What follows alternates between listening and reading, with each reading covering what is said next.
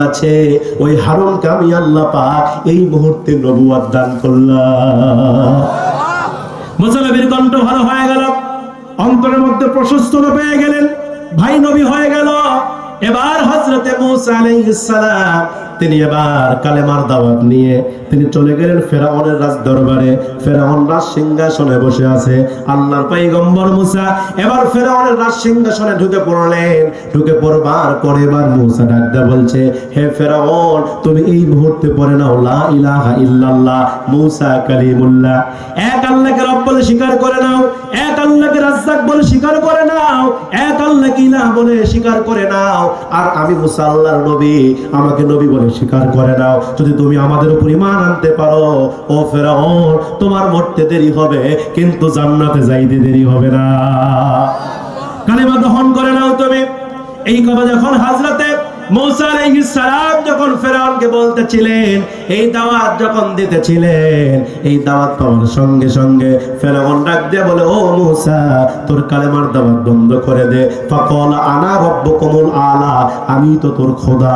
আউযুবিল্লাহ বলেন, আমি তো তোর ইলাহ, আমি তো তোর রব, আমি তো তোর প্রভু, আমার রব বলে স্বীকার করে নে। সাইয়্যিদিনা মূসা ডাকদা বলছেন, কখনো সম্ভব না, তুমি আমার খোদা হতে পারো না। আমার খোদা হচ্ছেন একমাত্র আল্লাহ, যিনি চিরস্থায়ী চিরঞ্জীব। তুমি আমার খোদা, আমি তোমারে খোদা হিসেবে মানতে পারবো না। এবার মূসা আলাইহিস সালাম যখন এই কথা বললেন, ফেরাউনকে খোদা যখন মানলেন না, ফেরাউন রাগান্বিত হয়ে গেল। তাফসীর ইবনে কাসিরের মধ্যে বর্ণনা করা হয়েছে, ফেরাউন রাগান্বিত হয়ে এবার মূসাকে ডাকদা বলছেন, ও মূসা, তুই যদি আমারে খোদা হিসেবে না মানিস, তাহলে আমি তোরে হত্যা করে ফেলবো। নাউজুবিল্লাহ বলেন, আমি তোরে দুনিয়া থেকে বিদায় করে ফেলবো, আমি তোরে মেরে ফেলবো, আমি তোরে শেষ করে দেব। এই কথা যখন ফেরাউন বলল, সঙ্গে সঙ্গে হযরতে মূসা বলছে, ফেরাউন রে, তুমি যতই আমারে মারার চেষ্টা করো না কেন, আমার রব আমার পক্ষে আছে। আল্লাহু আকবার বলে, আমার রব আমার পক্ষে আছে, আমার রব আমারে বাঁচায় দিবে। কারণ বাঁচানোর একমাত্র মালিক কে? জোরে বলেন, আল্লাহ আমারে বাঁচায় দিবে। এই কথা যখন হযরতে মূসা আলাইহিস সালাম বলা শুরু করলেন, ফেরাউন আরো রাগান্বিত হয়ে গেল। ডাকতে বলে, মূসা রে, তোর আজকেই খেয়ে ফেলবো। এবার সাইয়্যিদিনা মূসা নবীকে মারার জন্য এবার ফেরাউন তিনি এবার সৈন্যবাহিনী তৈরি করলেন। হাজার হাজার সৈন্যবাহিনী তৈরি করা হলো। সৈন্যবাহিনী যখন তৈরি করে কমপ্লিট হয়ে গেল, এবার মূসা নবীকে মারার জন্য ধাওয়া করবেন। মূসা নবীকে যখন মারার জন্য আক্রমণ করবেন, এমন সময় সাইয়্যিদিনা মূসা তার উম্মতদেরকে নিয়ে তিনি দৌড় মারলেন। মূসা যখন দৌড় মেরেছে, এবার ফেরাউন বাহিনী তিন দিক দিয়ে আক্রমণ করা শুরু করেছে। আল্লাহর পয়গম্বর মূসা উম্মতদেরকে নিয়ে দৌড়াইতে দৌড়াইতে এমন একটা জায়গায় গিয়ে তিনি থেমে গেলেন, এমন একটা জায়গায় গিয়ে ব্রেক হয়ে গেলেন, যেই জায়গাটা ছিল লোহিত সাগর, মহাসমুদ্র। এবার মূসা আলাইহিস সালাম যখন সেখানে থেমে গেলেন, উম্মতরা যখন থেমে গেল, এমন সময় মূসা নবীর উম্মতেরা ডান দিকে তাকায় দেখে ফেরাউন বাহিনী আসতেছে, বাম দিকে তাকায় দেখে ফেরাউন বাহিনী আসতেছে, পিছন দিকে তাকায় দেখে ফেরাউন বাহিনী আসতেছে। এবার মূসা আলাইহিস সালামের উম্মতেরা ডাকতে বলছে, আমাদের পয়গম্বর মূসা, আজকে বুঝি আমরা ধরা পড়েই গেলাম, আজকে আমরা কোথায় পালাবো? ডান দিকে গেলে ফেরাউন বাহিনী ধরে ফেলবে, বাম দিকে গেলেও ফেরাউন বাহিনী ধরে ফেলবে, পিছন দিকে গেলেও ফেরাউন ধরে ফেলবে, আর সামনে আমাদের লোহিত সাগর, মহাসমুদ্র। আজকে আমরা কোথায় পালাবো? আজকে আমরা কোন দিকে যাব? আজকে বুঝি আমরা ধরা পড়েই গেলাম, আজকে হয়তো আমরা বাঁচতে পারবো না। এই কথা যখন উম্মতেরা বলতেছিল, হযরতে মূসা ডাকদা বলছে, ও আমার উম্মতেরা, তোমরা টেনশন করো না, চিন্তা করো না, আমাদের সাথে আমাদের আল্লাহ রব্বুল আলামিন আছে। আল্লাহু আকবার বলেন, আমাদের সাথে কি আছে? মুমিনরা বিপদে বললে সাহায্য করে কে? জোরে বলেন। মূসা বলছে, উম্মতেরা টেনশন করো না, হতাশ হয়ো না, আল্লাহর সাহায্য নাযিল হবে যদি আমাদের ঈমান ঠিক থাকে। আল্লাহু আকবার বলেন। যেমন সাইয়্যিদিনা ইউনূস আলাইহিস সালাম কোথায় ছিলেন? মাছের পেটে। কোথায় ছিলেন? মাছের পেটে ইউনূস নবী ছিলেন। যেই মাছ ইউনূস নবীকে খেয়েছিলেন, ওই মাছকে আরেকটা মাছ গিলেছেন। তারপর ওই মাছের পেটে 40 দিন পর্যন্ত ইউনূসকে হেফাজত করেছে কে? জোরে বলে। ইউনূস সাহায্য চাইছিল কার কাছে? লা ইলাহা ইল্লা আনতা সুবহানাকা ইন্নী কুনতু মিনাজ জালিমিন। নবীরা বিপদে পড়লে, মুসিবতে পড়লে সাহায্য চাই কার কাছে? আর আমরা চাই কার কাছে? কথা বল না কেন? আমরা অনেকে নামাজি ব্যক্তিরাও মাজারে গিয়ে সন্তান চাই, আছে না নাই? নামাজের মধ্যে বলতেছি ইয়াকা নাবুদু, ইয়া আল্লাহ আমি আপনার ইবাদত করি, ওয়া ইয়াকা নাস্তাঈন আপনার কাছে সাহায্য চাই। আমার মাজারে গিয়ে বলছে বাবা রে আমার একটা সোল দে। কিরে তোর বাপ কি সোলের মালিক নাকি রে? কথা কয় না কেন? এরকম আছে না নাই? নামাজে আল্লাহর কাছে সাহায্য চায়, আবার জমিনে এসে বাবার দরবারে মাজারে গিয়া আবার সন্তান চায়। এদের মতো আর ভণ্ড আর বাটপার কেউ নেই। কথা বল ঠিক কিনা? সাইয়্যিদিনা মূসা বলছেন উম্মতেরা তোমরা টেনশন করো না, চিন্তা করো না, আমাদের সাথে কে আছে? কে আছে? আমার মুসলমান ভাইয়েরা গভীর মনোযোগ, যেহেতু আমার সময় কম, আমি খুব সংক্ষিপ্ত আকারে কথাগুলো আমারে বোঝাই দিতে হবে। আমার ভাইয়েরা লম্বা আলোচনা করার সুযোগ হয়তো আমি পাবো না। আমার মুসলমান ভাইয়েরা এবার সাইয়্যিদিনা মূসা তিনি এবার উম্মতদেরকে সান্ত্বনা দিচ্ছিল, উম্মতদেরকে বলছিল উম্মতেরা টেনশন করো না, চিন্তা করো না, আমাদের সাথে আল্লাহ রাব্বুল আলামিন আছে, আল্লাহর সাহায্য নাজিল হয়ে যাবে। এইভাবে যখন উম্মতদেরকে সান্ত্বনা দিচ্ছিল, সান্ত্বনা দিয়া আল্লাহর পয়গম্বর মূসা তিনি এবার দুইটা হাত তুলে আল্লাহর কাছে দোয়া করা শুরু করলেন। আল্লাহকে ডাকতে বলছে আল্লাহ আজকে আমরা বিপদের মধ্যে পড়ে গেছি, আজকে আমরা মুসিবতের মধ্যে পড়ে গেছি। আল্লাহ ডান দিকে গেলে ফেরাউন বাহিনী ধরে ফেলবে, বাম দিকে গেলে ফেরাউন বাহিনী ধরে ফেলবে, পিছন দিকে গেলে ফেরাউন ধরে ফেলবে, আর সামনে আমাদের লোহিত সাগর, সামনে আমাদের মহাসমুদ্র। আল্লাহ আজকে আমরা কোথায় পালাবো? আল্লাহ আমরা কোন দিকে যাব? আজকে আসমান থেকে সাহায্য নাজিল করেন। এই দোয়া যখন আল্লাহর পয়গম্বর মূসা করতেছিলেন, মুহূর্তের ভিতরে আল্লাহ পাক মূসাকে ডাকতে বলছে ও মূসা তোর হাতের মধ্যে ওইটা কি? মূসা বললেন আসা। আসা মানে কি? আরো আসতে বলেন। মূসা বলতেছে আল্লাহ আমার হাতের মধ্যে আছে লাঠি। তাফসীর ইবনে কাসিরের বর্ণনা, আল্লাহ পাক মূসাকে আবার পাল্টা প্রশ্ন করলেন ও মূসা তোর হাতের মধ্যে যে লাঠি আছে এই লাঠি দিয়ে তুই কি করিস? মূসা ডাকতে বলছে আল্লাহ এই লাঠি দিয়ে আমি মূসা দুইটা কাজ করি। কয়টা কাজ করি? আল্লাহ জানতে চাইলেন ও মূসা কি দুইটা কাজ করিস তুই এই লাঠি দিয়া? মূসা বলছে আল্লাহ এক নম্বরে এই লাঠি দিয়ে আমি মূসা বকরির পাতা পারি। সুবহানাল্লাহ, বারিক যা করে আর আসতে বলেন। মূসা বলতেছে আল্লাহ লাঠি দিয়ে আমি বকরি, এত বড় একজন নবী হয়ে বকরির পাতা পারে, তার মানে কি বুঝতেছে? মূসা ছিলেন বকরির রাখাল। সুবহানাল্লাহ। এই জমিনে অসংখ্য নবীরা আল্লাহর এই জমিনে বকরি চড়িয়েছেন। এখান থেকে বোঝা যায় বকরি চড়ানো নবীদের সুন্নাহ। সুবহানাল্লাহ বলেন। আমার নবীজি বকরি চড়িয়েছেন। আমার ভাইয়েরা নবীরা শুধু নবী ছিলেন না, তারা ছিলেন সমাজের নেতা। হ্যাঁ ঠিক কিনা জোরে বলেন? তারা শুধু ইমামতি করেন নাই, এই সমাজ পরিচালনা করেছে। তাহলে আমি বলবো যেই সকল নবীরা বকরি চড়িয়েছেন তারা শুধু নবী ছিলেন না, তারা ছিলেন নেতা। কারণ নেতাগিরি করতে গেলে আগে বকরি চড়াতে হয়। কথা বল না কেন? কারণ বকরি চড়ানো ধৈর্যের কাম, যার ধৈর্য নাই সে নেতা হতে পারে না। কথা বলেন না কেন? আমার ভাইয়েরা যারা বকরি লালন করেন পালন করেন, যাদের ঘরে বকরি আছে দেখবেন এই বকরি কিন্তু চড়ানো বহু কষ্টের কাম। যেদিন গোসল করাতে নিয়ে যাবেন বকরিকে, পুকুরে হোক আর নদীতে হোক, আপনি টানবেন এই দিকে, উনি টানে খেলে এই দিকে। কষ্ট আছে না নাই? এই জন্য আমি বলি আমার দেশে যে সকল নেতারা নেতৃত্ব দিতে চায়, যারা নেতা হতে চায়, আমি বলবো এদেরকে আগে 10-12টা বকরি কিনে দেন। এই কথা বল না কেন? তুই বকরি চড়া, যদি বকরি চড়াতে পারিস, ওই ধৈর্য থাকে, তাহলে দেশের জনগণের সেবা করতে পারবি। কথা বল ঠিক কিনা? কিন্তু আমার দেশের নেতারা কি বকরি চড়ায়? আমরা 16 বছর ধরে দেখেছি এই সকল নেতারা বকরি চড়ান তো দূরের কথা, এই সকল নেতারা খাটের তলে তেলের বস্তা আর চালের বস্তা লুকা রাখে। কথা বল ঠিক কিনা? আজকে আমার দেশে বহু নেতা আমরা দেখেছি, আমার এই জীবদ্দশায় বহু নেতা দেখছি জীবনে নামাজ পড়ে না। কি করে না? কিন্তু সামনে নির্বাচন, নেতা সাহেব নামাজ ছাড়ে না। আছে না নাই? জীবনে নেতা সাহেব মাথায় টুপি দেয় না, কিন্তু সামনে ভোট, সামনে নির্বাচন, নেতা সাহেব মাথার মধ্যে একটা টুপি লাগায়। কি লাগায়? টুপি। টুপি আবার মাঝে মাঝে পাঞ্জাবি পরে। কি পরে? কথা বল না কি পরে? আবার মাঝে মাঝে তসবিহ টিপে, মনে হচ্ছে জিবরাইলের খালাতো ভাই। এই কথা বলা আছে না নাই? এক ওয়াক্ত নামাজ নেতা সাহেব পড়ে না, কিন্তু নির্বাচন আসলে নামাজ ছাড়ে না। এমন নেতা আমার দেশে পাওয়া গেছে এক আসরের নামাজ নির্বাচন আগে 4 বার পর্যন্ত পড়ে। কয়বার? নেতা সাহেব গেছে বাজারে, আসরের সময় হয়ে গেছে, লোকজন বসে আছে, বলতেছে ভাইয়ের আমার আপনারা কি আসরের নামাজ পড়েছেন? বলে না। বলে কি করতেছেন আপনারা? কি করতেছেন এখানে বসে? আসেন আমরা নামাজ পড়ি। কি পড়ি? নেতা সাহেব সেখানে লোকদেরকে নিয়ে জামাতের সাথে নামাজ পড়ছে। নামাজ শেষ, নেতা সাহেব ভোট চাইলেন। ভোট চাওয়া যখন শেষ হয়ে গেছে, সামনে কিছু দূর গিয়ে দেখে আরেকটা বাজার, লোকজন বসে আছে, বলতেছে ভাইয়ের আমার, আপনারা কি আসরের নামাজ পড়েছেন? বলে না, পড়ি নাই। বলে কি করতেছেন এখানে? কি করতেছেন? নামাজ ছেড়ে কি করতেছেন এখানে? নামাজের সময় তো পার হচ্ছে, আসেন আমরা আসরের নামাজ আদায় করি। নেতা সাহেব ওখানেও গিয়া আসরের নামাজ জামাতের সাথে পড়ছে। এভাবে এক এক করে এক আসরের নামাজ নেতা সাহেব ভোটের আগে 4 বার পর্যন্ত পড়ে।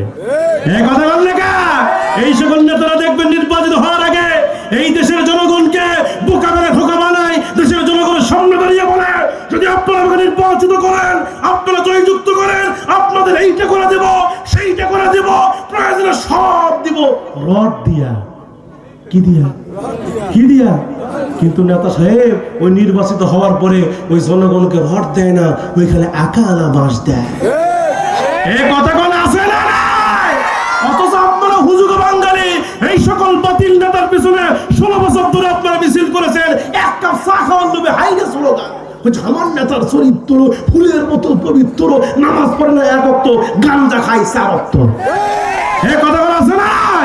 এই জন্য আপনাদেরকে সিদ্ধান্ত নিতে হবে। আমরা বহু বছর ধরে বাবুর স্বজন দেখেছি, বহু বছর ধরে ভাবির স্বজন দেখেছি, চাচা স্বজন দেখেছি। একটা বারের জন্য আল্লাহর কোরআন দেখতে চাই। আপনারা কি চান? আপনারা কি চান? আল্লাহকে দেখা যায়।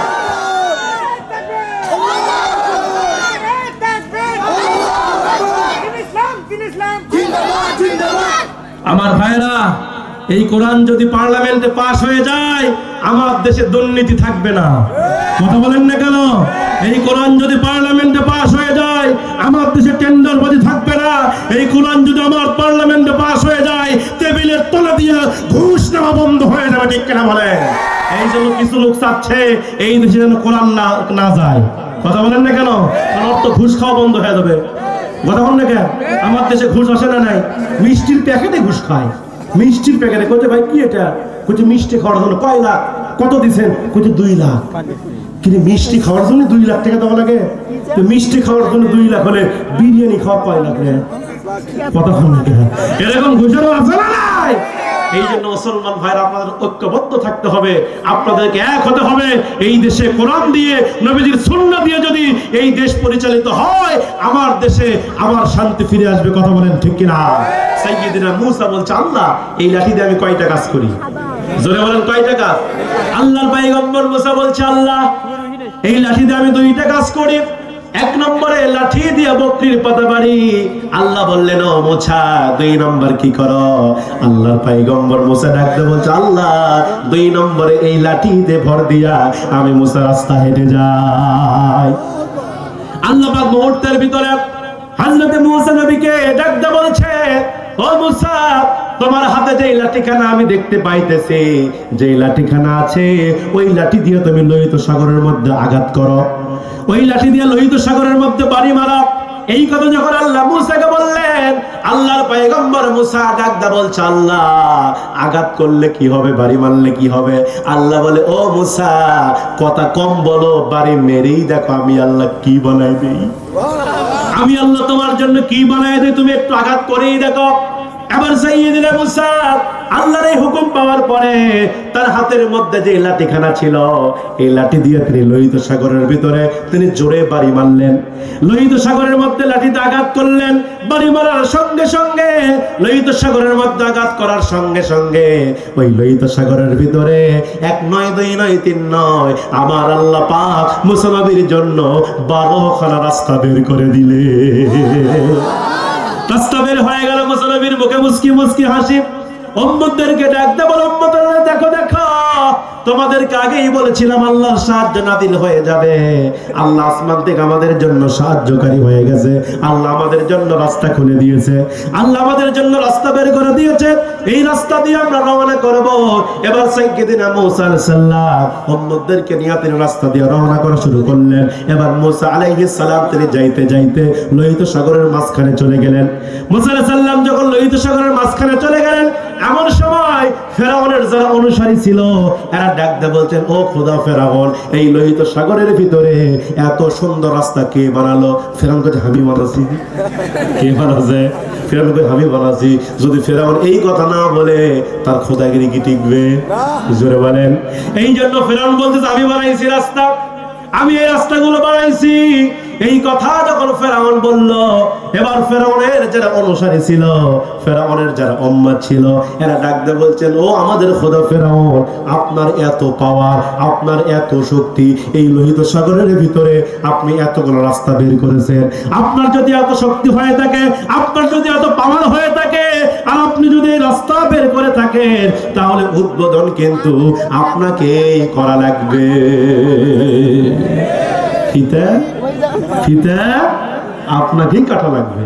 এই কথা যখন উম্মতেরা বললেন, ফেরাউন তখন বেকায়দার মধ্যে পড়ে দুইটা চিন্তা করলেন। ধরে কোন কয়টা? এক নাম্বার চিন্তা করলেন, যদি এই লোহিত সাগরের রাস্তা দিয়ে হেঁটে যাই, যদি সমুদ্রের মাঝখানে গিয়া দুই ধারের পানি যদি এক জায়গায় হয়, তাহলে তো আমি ফেরাউন শেষ। কথা বল না কে? আজকে আমার শেষ দিন। আর যদি এই মুহূর্তে এই রাস্তা দিয়ে না হেঁটে যায়, তাহলে আমার কেউ খোদা হিসেবে মানবে না, আমার ক্ষমতার চেয়ার টিকবে না। আগে চেয়ার বাঁচায়। কথা বল না? আগে চেয়ার বাঁচায়, বলে যা হয় হোক, প্রয়োজনে গুলি করো, প্রয়োজনে ছাত্রদের বুকে গুলি চলিয়ে রক্তের বন্যা বয়ে দাও, তারপর আমার 41 সাল পর্যন্ত থাকা লাগবে। আল্লাহ বসে বেশি বাহাদুরি করো না। 41 কেন, 2024 সালে তোমার ব্যাটারি ফিউজ হয়ে যাবে। এই কথা বলেন না কেন? আপনারা দেখেছেন 5 আগস্ট যেদিন লং মার্চ টু ঢাকা, ঢাকার অভিমুখে সারা দেশের ছাত্র জনতা যেদিন ঢাকায় যখন ঢুকতেছিল, লক্ষ লক্ষ নয় কোটি কোটি ছাত্র জনতা ঢাকায় ঢুকেছে, তিনি সেদিন সেনা প্রধানদেরকে বলেছিলেন, আপনারা প্রয়োজনে ছাত্রদেরকে গুলি করে লাশের পর লাশ ফেলে দেন, রক্তের বন্যা বয়ে দেন, তারপর আমাদের ক্ষমতার চেয়ারে টিকে থাকতে হবে। কথা বল না কেন? টিকে থাকতে হবে। সেনা প্রধানরা বলেছেন, না, এটা আমাদের পক্ষে সম্ভব না। যত ছাত্র জনতা এসেছে, একজনের গুলি করলে আরেকজন তার সামনে এসে দাঁড়ায়। আল্লাহু আকবার বলে। একজনের বুকে গুলি চালালে আরেকজন বুকের গুলির সামনে এসে বুকটা পেতে দেয়। কয়জনকে আমরা মারবো? সুতরাং আপনি পদত্যাগ করেন। কি করেন? পদত্যাগ করেন। সম্ভব না। যে পরিবেশ, যে পরিস্থিতি, এখানে আমাদের করার কিচ্ছু নেই। এবার সেই ফ্যাসিবাদী সরকার বললেন, আমাদের 2 দিন সময় দেন। কয়দিন? আমি একটু চিন্তা করি, একটু ভাবি, আমার 2টা দিন সময় দেন। সেনাপ্রধান বললেন, 2 দিন কেন, আপনাকে সময় দিলাম 45 মিনিট। কত মিনিট? জোরে কোন কত মিনিট? 45 মিনিট সময় দিলাম। শাহবাগ থেকে গণভবনে আসতে ছাত্র জনতার মাত্র 45 মিনিট লাগবে। যদি এর ভিতরে দেশ ছাড়তে পারেন, জানটা রক্ষা পাবে। যদি দেশ ছাড়তে না পারেন, আপনার হাড্ডিও খুঁজে পাওয়া যাবে না। হ্যাঁ, কথা বলেন না কেন? রান্না করা ভাত পর্যন্ত খাইতে পারে। এজন্য আল্লাহ বলে, ওয়া মাকারু ওয়া মাকারাল্লাহ ওয়াল্লাহু খায়রুল মাকিরিন। তোমরা ষড়যন্ত্র করো, আমি আল্লাহ কৌশল করি। আমার কৌশলের কাছে তোমাদের ষড়যন্ত্র টিকে থাকতে পারে না। কথা কোন ঠিক কিনা? এবার ফেরাউন বলতেছে, আমার ক্ষমতার চেয়ার বাঁচানো লাগবে, পরে যা হয় হোক, আগে চেয়ার বাঁচাই, আর রাস্তা দিয়ে হেঁটে হেঁটে যাবো। এবার ফেরাউন সিদ্ধান্ত নিলেন, তিনি তার ক্ষমতার চেয়ার টিকিয়ে রাখার জন্য তিনি এবার লোহিত সাগরের সে রাস্তা দিয়ে রওনা করলেন। যাইতে যাইতে ফেরাউন বাহিনী যখন সমুদ্রের মাঝখানে চলে গেছে, এমন সময় নবী মূসা আলাইহিস সালাম উম্মতদেরকে নিয়ে কিনারায় উঠে গেছে। সুবহানাল্লাহ বলবেন না? মূসা আলাইহিস সালাম কিনারায় উঠে গেছে, আর ফেরাউন বাহিনী সমুদ্রে। ফেরাউন যখন সমুদ্রের মাঝখানে, আল্লাহ পাক জিবরাইলকে ডেকে বলছে, ও জিবরাইল, এবার তুমি তোমার খেলা শুরু করো। আল্লাহু আকবার বলে, ও জিবরাইল, তুমি তোমার খেলা শুরু করো। জিবরাইল বলতেছে, আল্লাহ কোনো সমস্যা নাই, আমি খেলার জন্য তো প্রস্তুত আছি। আল্লাহু আকবার বলেন। ও আল্লাহ, বহুদিন ধরে আমি চান্সে আছি কোন দিন ফেরাউনের সঙ্গে খেলা যায়। বহুদিন খেলছি কোয়ার্টার ফাইনাল, বহুদিন খেলছি সেমিফাইনাল, আজকে ফেরাউনের সঙ্গে ফাইনাল ম্যাচ হবে। জোরে কোন আল্লাহু আকবার। এবার হযরত জিবরাইল ফেরাউনের সঙ্গে খেলতে গিয়া খালি 2 ধারে পানি দিয়ে খালি সাঁটা মারে। কি মারে? সাঁটা মারে। ফেরাউনের নাকের মধ্যে পানি, মুখের মধ্যে পানি। যখন নাকের মধ্যে, মুখের মধ্যে পানি যখন ফেরাউনের যায়, ফেরাউন পানি খায় আর বলে, আল্লাহ, আমি আপনার উপর ঈমান আনলাম।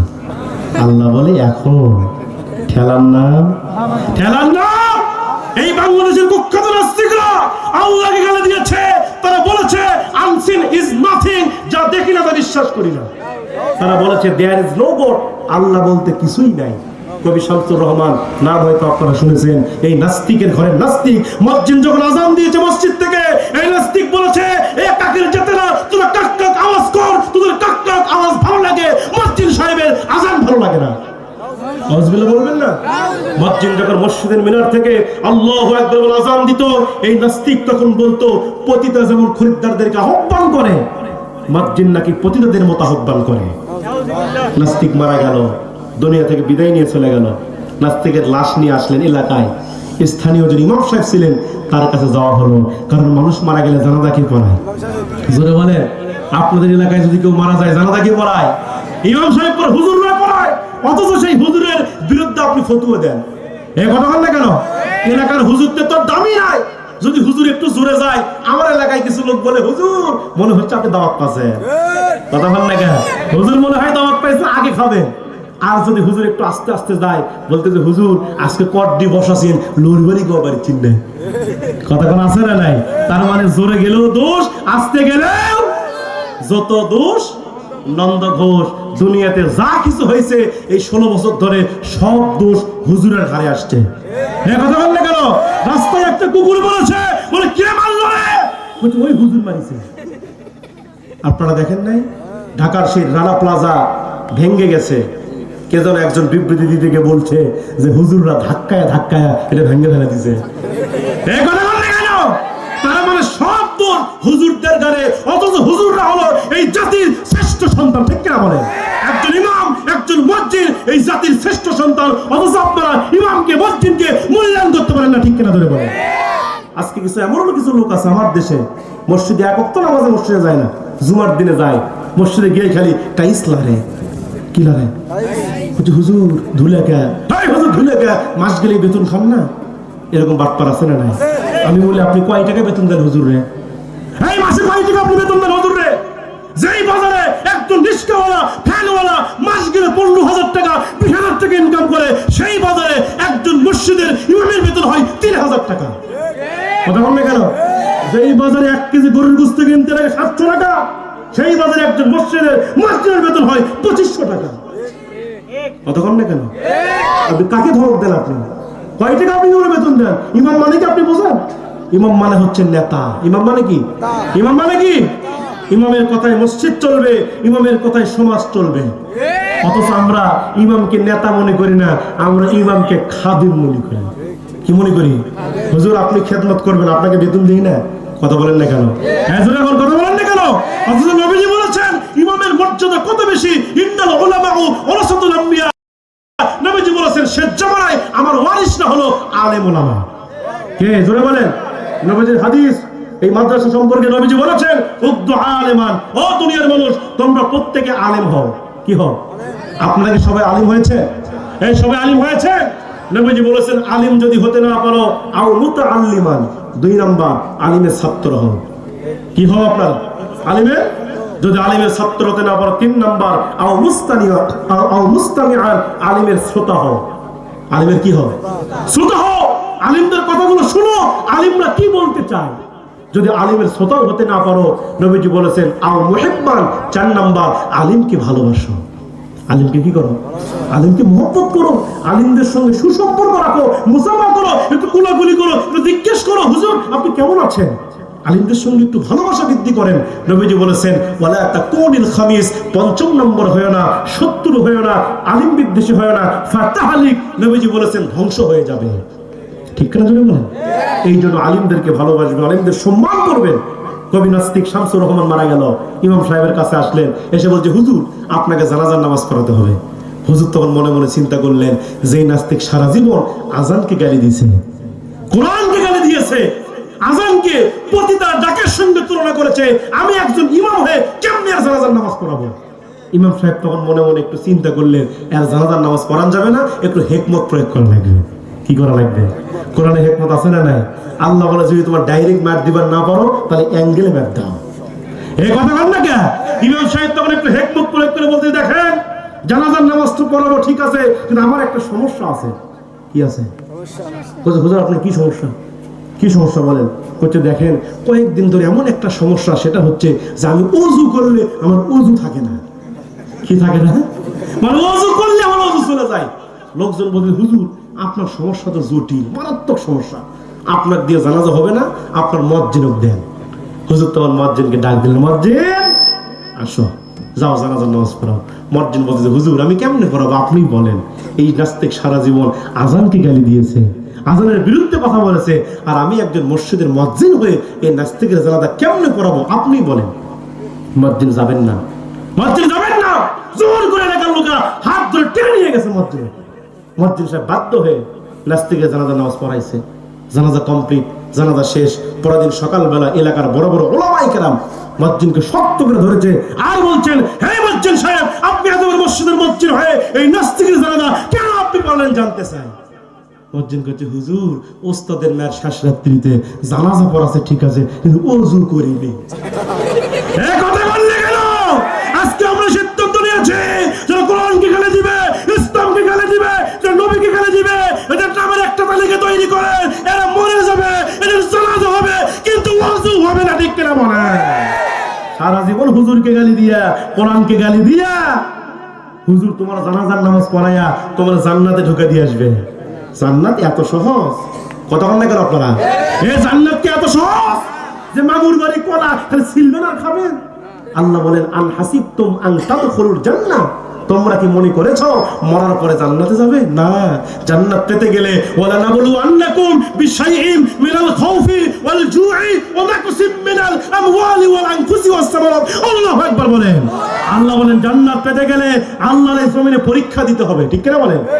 জেল, জুলুম, জরিমানা, এমন কি ফাঁসির কাস্টে ঝুলিয়ে তোমাকে ঈমানের অগ্নি পরীক্ষা দিতে হবে। ঠিক কিনা? পরীক্ষা ছাড়া জান্নাত পাওয়া যাবে না আমার ভাইরা। এই জন্য আল্লাহ পাক জান্নাত পেতে গেলে আল্লাহ পরীক্ষা নেবেন আমাদেরকে। আমাদের সম্পদের ক্ষয়ক্ষতি হবে, আমাদের অসুস্থতা আসবে, আমাদের উপর জুলুম আসবে। এই 16 বছর ধরে ইসলামী আন্দোলনের কর্মীরা রাত্রিবেলায় বাড়িতে ঘুমাইতে পারে নাই। কেন?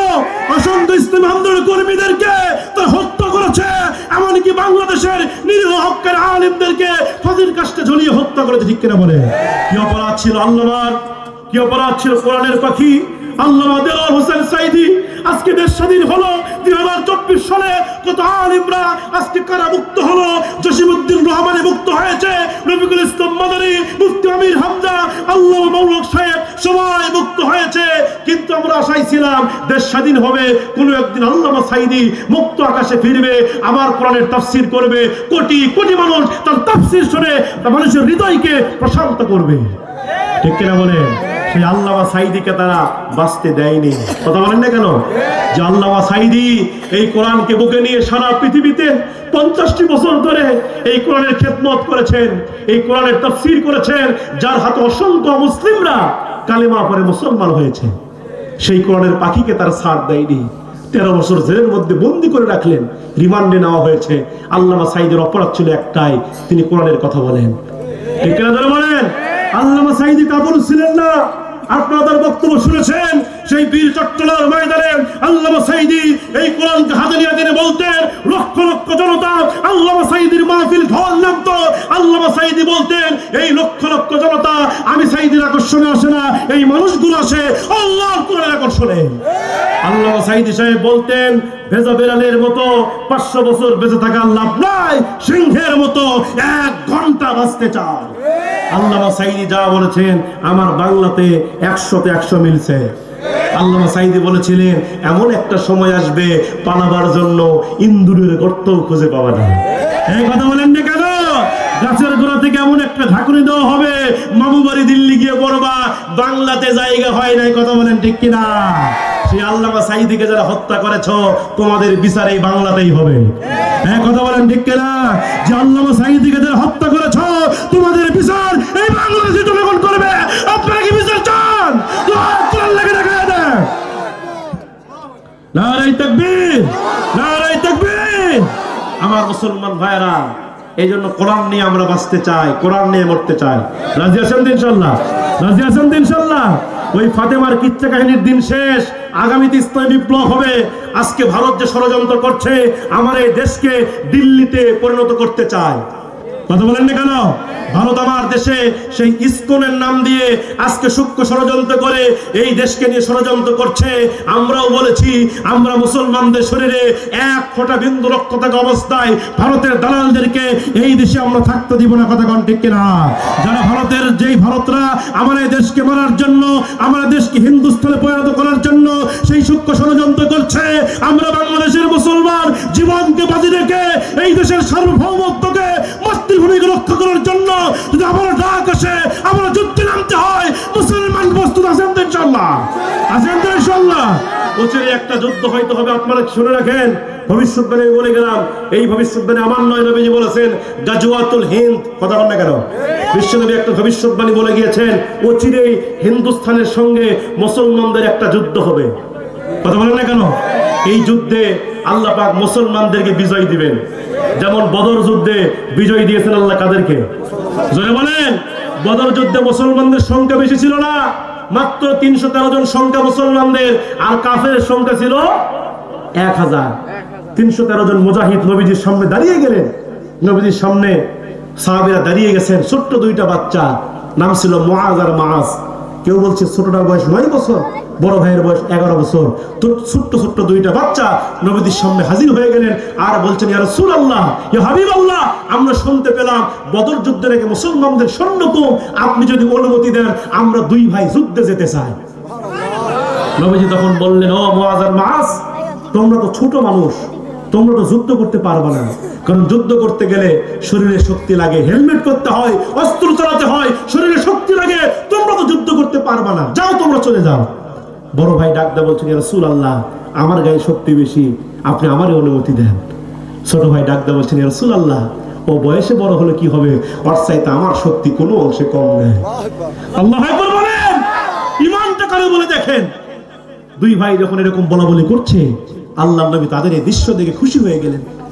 আমার নবীজি বলছে, মুআজ আর মাআজ রে, ছোট্ট দুই বাচ্চা, তোমরা তো যুদ্ধে যাওয়ার জন্য পাগল হয়ে গেছো, যুদ্ধে যাওয়ার জন্য আকুল হয়ে উঠেছো। তোমরা দুই ভাই এই মুহূর্তে আমার সামনে কুস্তি লাগো, আমার সামনে লড়াই করো। যেই ভাই লড়াই জিতে যাবে, কুস্তিতে জিতে যাবে, আমি রাসূল তার যুদ্ধের পারমিশন দিয়ে দিব, আমি রাসূল তার যুদ্ধের অনুমতি দিয়ে দেব। এই ঘোষণা যখন আমার নবীজি দুই ভাইরে দিয়ে দিলেন, মুহূর্তের ভিতরে দুই ভাইরে ঝাপটে ধরলেন, মারামারি শুরু করে দিলেন, লড়াই শুরু করলেন, কুস্তি শুরু করলেন। ছোট ভাই বড় ভাই দুই ভাই মারামারি শুরু করলেন। বড় ভাইয়ের গায়ে শক্তি একটু বেশি, বড় ভাই ছোট ভাইরে মারতে মারতে ছোট ভাইরে তলে ফেলেছেন। ছোট ভাইরে তলে ফেলে বড় ভাই ছোট ভাইয়ের বুকের উপরে বসে গেছে। বড় ভাই যখন ছোট ভাইয়ের বুকের উপরে বসে গেছে, এবার ছোট ভাই তলে পড়ে বড় ভাইয়ের কাল্লাটা টেনে টেনে আনলেন। বড় ভাইয়ের কাল্লাটা টেনে এনে ছোট ভাই বড় ভাইয়ের কানের সামনে তার মুখটা লাগায়া ফিস ফিস করে বলছে, বড় ভাই রে, আমরা একসঙ্গে খাবার খেয়েছি, আমরা একসঙ্গে খেলাধুলা করেছি, আমরা একসঙ্গে গোসল করেছি, একসঙ্গে নবীর দরবারে এসেছি। ও বড় ভাই রে, তুমি কামারে তলে ফলায়া তোমার শক্তি বেশি বলে তুমি কামার আগে যুদ্ধের ময়দানে গিয়া শাহাদাত বরণ করে আল্লাহর জান্নাতে সবার আগে যাবা নাকি? ও বড় ভাই রে, তুমি তোমার শক্তিটাকে হালকা করে দাও, আমি এই মুহূর্তে তোমার বুকের উপরে উঠে বিশ্বনবীকে প্রমাণ করে দিতে চাই আমিও তোমার চাইতে শক্তিতে কম নই। আল্লাহু আকবার বলে। এই যে ছিল সাহাবীদের ঈমান। ভাইয়েরা আমার, শুধু পুরুষ সাহাবী নয়, মহিলা সাহাবীদের ঈমানটা কত দামি ছিল। আমার নবীজি তাবুক যুদ্ধের ডাক দিলেন, সাহাবায়ে কেরাম আমার নবীজি এক জায়গায় করলেন। নবী আমার বললেন, সাহাবীরা রে, এই মুহূর্তে যুদ্ধের ময়দানে যেতে হবে, তোমরা দুইটা জিনিস প্রস্তুত করো, তোমাদের মাল প্রস্তুত করো, তোমাদের জান প্রস্তুত করো। এই ঘোষণা যখন আমার নবীজি দিয়ে দিলেন, এবার সাহাবীরা তারা যুদ্ধের জন্য মাল দান করা শুরু করলেন। আবু বকর সিদ্দিক দান করলেন, হযরত ওমর তিনিও দান করলেন, হযরত আলী, হযরত ওসমান, সমস্ত সাহাবীরা যখন দান করেছে, দানের স্তূপ যখন হয়ে গেছে, এমনকি মহিলা সাহাবীরা দান করা শুরু করেছে। নাকের ফুল খুলে খুলে দান করলেন, গলার হার খুলে খুলে যুদ্ধের ময়দানে তারা দান করে ফেললেন। সমস্ত সাহাবীর দান যখন এক জায়গায় হয়ে গেছে, আল্লাহর নবীর একজন সাহাবী যার নাম ছিল হযরত আব্দুল্লাহ, তিনি পাশে দাঁড়িয়ে হাওয়া করে কান্না করছিলেন। আমার নবীজি আব্দুল্লাহর কান্না শুনে আমার নবীজি আব্দুল্লাহর কাছে দৌড়ে গেলেন, গিয়ে বলছে, আব্দুল্লাহ রে, তুমি এখানে দাঁড়িয়ে দাঁড়িয়ে হাওয়া করে করে কান্না করছো কেন? কি হয়েছে তোমার জানতে চাই। আব্দুল্লাহ বলছেন, ইয়া রাসূলুল্লাহ, ইয়া হাবিবাল্লাহ, নবী গো, আজকের এই যুদ্ধের ময়দানে সমস্ত সাহাবীরা দান করলো, আবু বকর, ওমর, ওসমান আলী সবাই দান করলো, এমনকি মহিলা সাহাবীরা পর্যন্ত দান করলো। ও আল্লাহর নবী, আমি এত গরিব মানের সাহাবী, আজকের এই যুদ্ধের ময়দানে কিছুই দিতে পারি নাই, এই জন্য আমি দাঁড়ায় দাঁড়ায় কান্না করি। তবে নবী, আমি আপনার কাছে দোয়া চাই, আমি মাল দিতে পারি নাই তো কি হয়েছে, আমার মাল নাই তো কি হয়েছে, ও নবী, আমার একটা জান আছে, আপনি একটু আল্লাহর কাছে দোয়া করে দেন, আজকের এই তাবুক যুদ্ধের ময়দানে আমি আমার জানটা যেন আল্লাহর জন্য দিতে পারি। আব্দুল্লাহ যখন নবীকে এই কথা বললেন, আমার নবীজি আব্দুল্লাহকে ডেকে ডেকে বলছে, আব্দুল্লাহ রে, যাও যাও, গাছের একটা বাকল আনো। এই কথা যখন আমার নবীজি বললেন, আব্দুল্লাহ দৌড় মেরে গাছের বাকলটা ছিঁড়ে আনলেন। গাছের বাকলটা ছিঁড়ে আনার পরে আল্লাহর নবী আব্দুল্লাহ এই জায়গাতে গাছের বাকলটা পরায় দিলেন। গাছের বাকলটা পরানোর পরে আল্লাহর নবী আল্লাহর কাছে দুইটা হাত তুলে দোয়া করছে, আল্লাহ, আমি আব্দুল্লাহর প্রতি খুশি আছি, আল্লাহ আব্দুল্লাহর প্রতি আপনি খুশি হয়ে যান।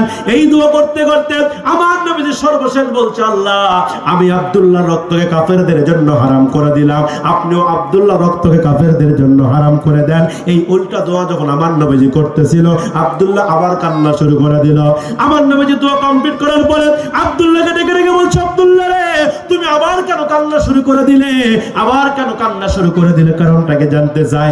আব্দুল্লাহ ডাকতে বলছে, রাসূলুল্লাহ, ইয়া হাবিবাল্লাহ, নবী গো, আমি চাইলাম যুদ্ধে শহীদ হতে, আমি চাইলাম আমার জীবনটা আল্লাহর জন্য দিতে, আর আপনি আমার রক্তকে কাফেরদের জন্য হারাম করলেন কেন?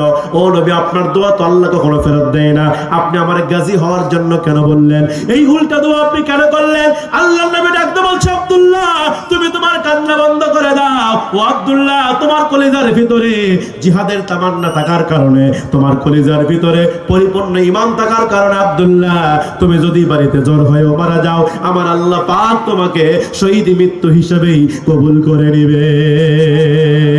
সুন্নাত নয় শুধু দাওয়াতের মেহমান, সুন্নাত নয় শুধু খাওয়া শেষে মধুপান, আরো কিছু সুন্নাত আছে তুমি জানো কি?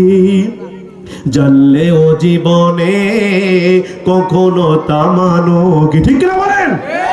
সুন্নাত কোরআনের সমাজ বিনের মানে বহিরি সকল পথ বাড়িয়ে চলা, সুন্নাতে দাওয়াতে দিনের পাশাপাশি ইসলাম রক্ষায় হাতে তলোয়ার তোলা।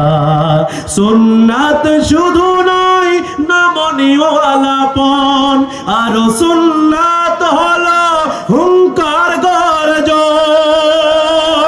সুন্নাত শুধু নয় পাগড়ি মাথায় দেয়া, আর সুন্নাত হলো রাষ্ট্রনায়ক হওয়া।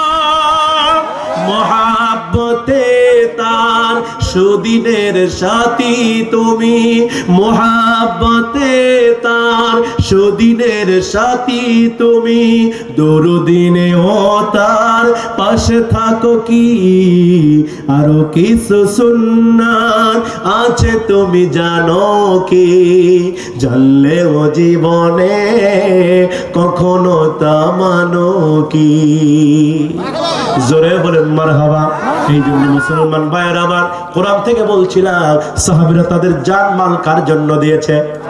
আল্লাহ পাক তো কোরআনে বলেছেন, ইন্নাল্লাহা আশতারা মিনাল মুমিনিনা, আল্লাহ পাক তো নিজেই বলেছেন, আমি মুমিনদের কাছ থেকে দুইটা জিনিস কিনে নিয়েছি, আনফুসাহুম ওয়া আমওয়ালাহুম। এক নাম্বার মুমিনদের জান কিনে নিয়েছে, দুই নাম্বার মুমিনদের মাল কিনে নিয়েছে। আমরা বললাম, আল্লাহ, আমরা আপনাকে জান দিলাম, মাল দিলাম, আপনি আমাদেরকে কি দিবেন? আল্লাহ ডাক দে বলে, ও দুনিয়ার মানুষ, তোমরা যদি আমারে জান মাল দিতে পারো, আমি আল্লাহ তোমাদেরকে জান্নাত দেব। এই জন্য আল্লাহর দেওয়া জান, আল্লাহর দেওয়া মাল কার জন্য দান করব? জোরে বলেন আমার মুসলমান ভাইয়েরা। আজকের মাহফিলটা মাদ্রাসার উন্নতি করবে। এতিমখানা মাদ্রাসা, এখানে মাদ্রাসা এতিম ছাত্র পড়াশোনা করে তারা হাফেজ হচ্ছে, আলিম হচ্ছে। আমার মুসলমান ভাইরা, আপনার তো মনটা চায় আমার টাকা দিয়ে একটা হাফেজ হোক, একজন এতিম সন্তান দ্বীনি ইলম শিক্ষা করুক, কোরআন শিক্ষা করুক। আপনি দুনিয়া থেকে চলে যাবেন, কিন্তু আপনি কবরে সওয়াব পেতেই থাকবেন। সুবহানাল্লাহ। সদকায়ে জারিয়া হিসেবে আপনি সওয়াব পেতেই থাকবেন। এই জন্য এখানে হাজার হাজার মানুষ আপনারা বসে আছেন। আমি আপনাদের উদাত্ত আহ্বান জানাবো, আজকের এই মাহফিলে এই কোরআনের জন্য, নবীর ঘর মাদ্রাসার জন্য যদি আমরা সবাই মিলে দান করি, 500 টাকা, 1000 টাকা, 2000 টাকা, 5000 টাকা, 10,000 টাকা, যদি সবাই মিলে যদি অল্প অল্প করে দান করি, আমাদের সম্পদ কি কমে যাবে? এখন সম্পত্তি কমে যাবে? আপনার সম্পদ কমবে না।